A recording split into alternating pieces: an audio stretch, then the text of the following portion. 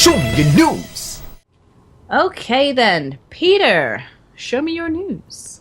So let's talk some Batman, because Arkham Knight, Warner Brothers, the publisher, producer, whatnot behind it, said on April 28th that the season pass, they'll be announced all the details for it, or did they really? They said that the DLC can come at a discounted price, and they'll have things like story modes, and things with supervillains, and costumes, and extra racetracks.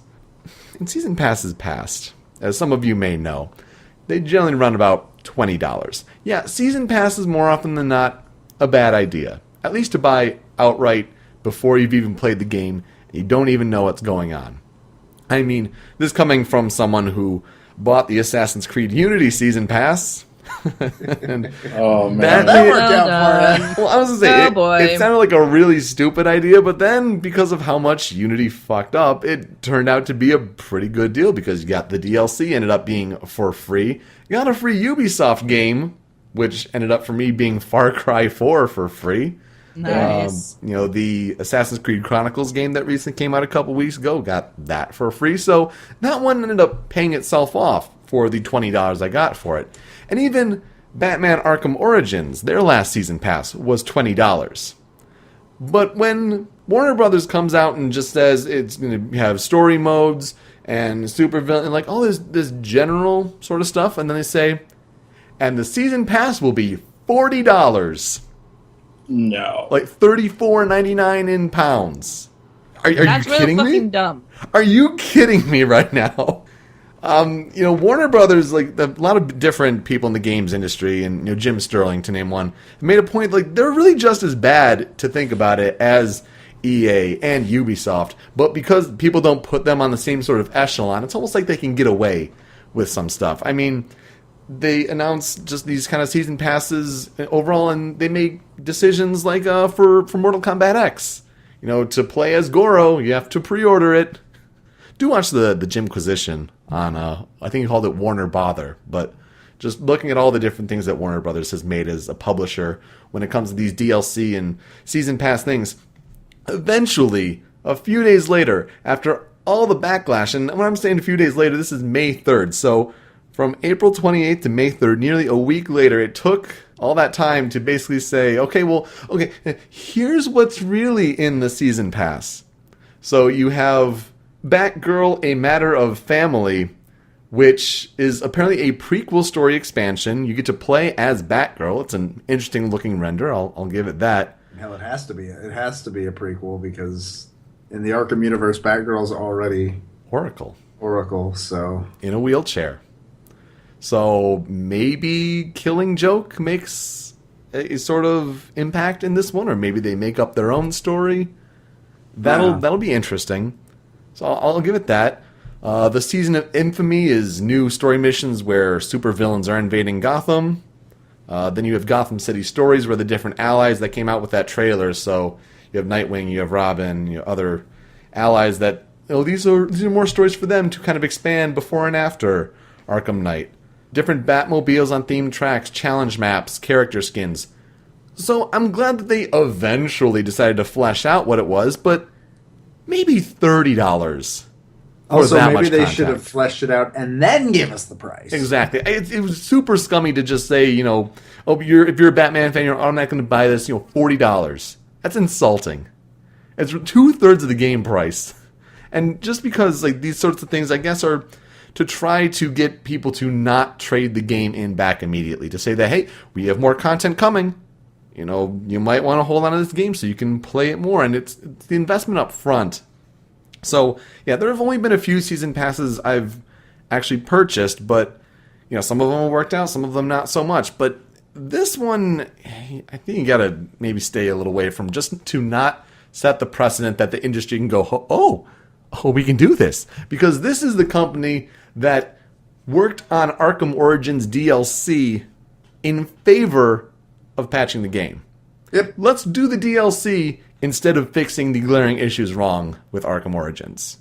So this is the company where the priority is at. I wanted to get your guys' opinion on just like this kind of business practice. Like, how awful is it? Oh, it's scummy shit. Terrible. I want to buy Arkham Knight, but like I can't find myself getting as excited for Arkham Knight as I did for, say, Arkham City. Because I was very excited for Arkham City. I just haven't found myself caring all that much about Arkham Knight yet. Maybe it's just because I haven't seen as much on it, but this doesn't really help. Yeah, the Arkham games have never really been one that I've dug deep into, though my brother certainly does enjoy it, and I've watched him play it, and from what I've seen of Arkham Knight, the game looks great. I mean, say what you will about the delay from October to June, and then another delay to a couple weeks later in June, but it seems to be worth it. You know, the footage just looks fantastic. And it's Rocksteady again, isn't it? Yeah, and that's really the big thing. So it should be a game to be excited for, but the DLC practice, you can't support that. I'm sorry. It is not only that it shouldn't be that much. It is also that character skins and Crime Fighter challenge maps and Batmobiles with themed tracks. That's DLC, really? Yeah. I understand that everybody's doing that now, like little small shit like this DLC. But like, why? You already have character stories and everything just completely ready. I think for when it comes to DLC, I agree with Extra Credits, I believe, are the ones that said like DLC should be a thing that developers work on when the game is done and they're waiting for it to get printed and released. Yep. Because they still have things to do and they need to fill their schedule up. Yep. So make DLC. And that's why like on-disc DLC is there. That's why it exists. And a lot of people don't understand that, and they just don't know how game development works. Yeah. But like shit like this? Well, and it just makes you think, like, when you delayed it 8 months, what was this some of the stuff you were working on in the background? Is this why you delayed it 8 months? Like, come on now. And I've already been burnt before. I didn't play Arkham Origins. I never will. I don't want to. But like when Harley Quinn's Revenge came out for Arkham City, it sucked. I hated it. Like I really did not fucking like that DLC. And that's the only DLC we got for Arkham City. So I don't really trust... I trust Rocksteady to make a good game. I do not trust them to make good DLC. I mean, you can, say that for Arkham City, but then this is also the game that had the whole Catwoman online pass sort of thing. Yeah, that was also bullshit, but I think that was a WB thing, not a Rocksteady thing. Yeah. Yeah, and then you compare it to a game like The Witcher Wild Hunt, where they're having a lot of DLC. I think like 15 different DLC things. But then they're saying, you know what? We're not offending our consumers. That's all free. Yeah, we'll do 2 expansions down the road, and you'll pay for that because those are hefty things. But when it takes like a few hours to do like, oh, here's a different hairstyle for Geralt, or we'll do a different kind of horse. Like, yeah, you make that free. Yeah. I want DLC as a concept to die for a little bit. Most of it. But it won't. Except for the games that I want it for, so like more Smash DLC, but that's it. I think the last time I actually saw Batman gameplay was when I was with you guys and Mark was trying to fight Slade, and that was it. Oh, yeah, that's right. Long time ago. Slade is the one in Teen Titans. Yeah. They're the same character, it's just Teen Titans call him something different. And then he goes, War. War never... Oh, no, wait, that's a different franchise. He's in so many. Not anymore. Not anymore, you're right. I have like a side hate of established franchises because there is a guaranteed profit and they try to maximize it. Because like there's no punishment for them ever. There's no, all right, let's all not get this. It's like, oh man, I hope this doesn't suck when I get it. Or like there's an established number that's going to buy the game, going to buy whatever they put out to either review it or to be angry about it or just to experience it. Or at 100%, just a lot of reasons, and there's no punishment for companies. Yeah. And I want them to be punished. The only punishment they'll get is if people don't like buy it. That doesn't happen to a large extent. Yeah. Like there's a guaranteed profit, and they might not make as much, and they might not like make another thing of that in a while, but like it's not going to stop bad practices or stop them from not trying that hard. And the only thing is doing so is people have to vote with their wallet.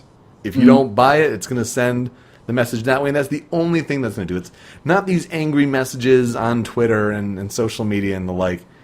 You have to vote with your wallet. And another thing that I wish could be done in more of the main game, and it occurs to me with looking at this, and then we were watching the Sony E3 conference from last year, and Infamous, with Infamous First Light, and the DLC with the female lead character. And it's kind of comparable with this and Batgirl here. Need more of those in the main game, in my opinion. Like, not as the, oh, we'll do it after the fact and we'll pay the extra money for it. Like, need more female protagonists, my opinion. It doesn't have to even be a thing that's like, okay, so we'll make a game that could only have a female protagonist. No. Well, no, Bayonetta's good. Like, Bayonetta's good, yeah. I'm not as fussed about the introducing female protagonists into these games because I'm generally like, I like looking at the guys. It's fine by me.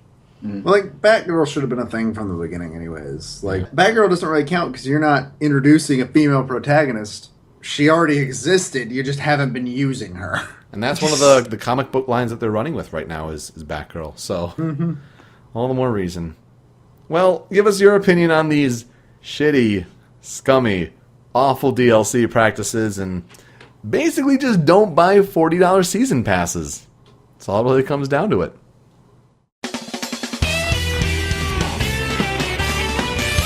SMYN News.